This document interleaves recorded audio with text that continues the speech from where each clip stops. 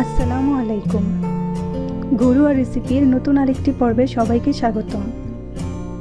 ফিরে এলাম সবার জন্য খুব সহজ এবং প্রাণ জুড়ানো কাঁচা আমের শরবতের রেসিপি নিয়ে। গ্রীষ্মের এই কাঠফাটা রোদে চারপাশে যখন খা খা করে তখন নিজেকে রিফ্রেশ করার জন্য এক গ্লাস ঠান্ডা ঠান্ডা কাঁচা আমের শরবতের বিকল্প আর কিছু হতেই পারে না। আজকে আমি দেখাবো দুই ধরনের কাঁচা আমের শরবত। তাহলে চলুন দেখে নেওয়া যাক। প্রথমে নিয়ে নিচ্ছি দুইটি মাঝারি সাইজের কাঁচা আম। প্রথমেই আমি আমগুলোকে খোসা ছাড়িয়ে ছোট ছোট টুকরা করে কেটে নিচ্ছি। আমি আমগুলোকে দুটো ভাগে ভাগ করে নিচ্ছি। আমি কাঁচা আমগুলোকে সিদ্ধ করে এবং কাঁচা আম দুভাবেই জুস করে দেখাবো। একটি প্যানে নিয়ে নিচ্ছি কুচি করে রাখা কাঁচা আমের অর্ধেক। তারপর এতে দিয়ে দিব 2 টেবিল চামচ চিনি, সামান্য আদা কুচি, সামান্য বিট লবণ, 1 চিমটি লবণ, একটি কাঁচামরিচ কুচি করে কেটে নিয়েছি। দিয়ে দিচ্ছি কয়েকটি পুদিনা পাতা আর ধনে পাতা।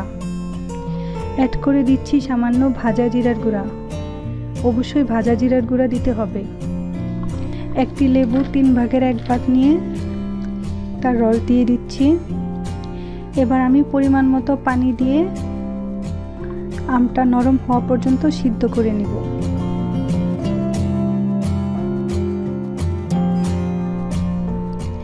এই ফাঁকে আমি একটি ব্লেন্ডারে বাকি আমগুলোকে ঢেলে নেব।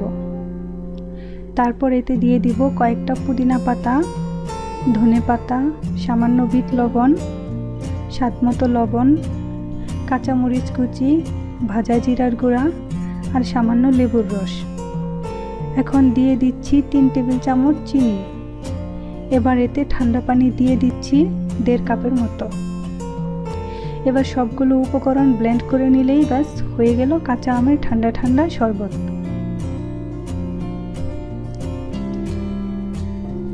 এখন আমি চুলা থেকে বাকি আমের মিশ্রণটা নামিয়ে নিলাম। আমগুলো ভালো করে সিদ্ধ হয়ে গিয়েছে। এখন আমি মিশ্রণটাকে ভালো করে ঠান্ডা করে এতে আরেকটু পানি এবং চিনি অ্যাড করে ব্লেন্ড করে নেব।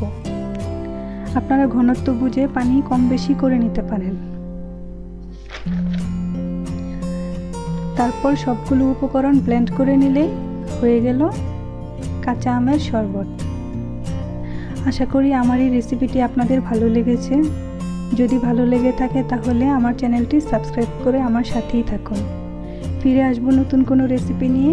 সেই পর্যন্ত আল্লাহ হাফেজ।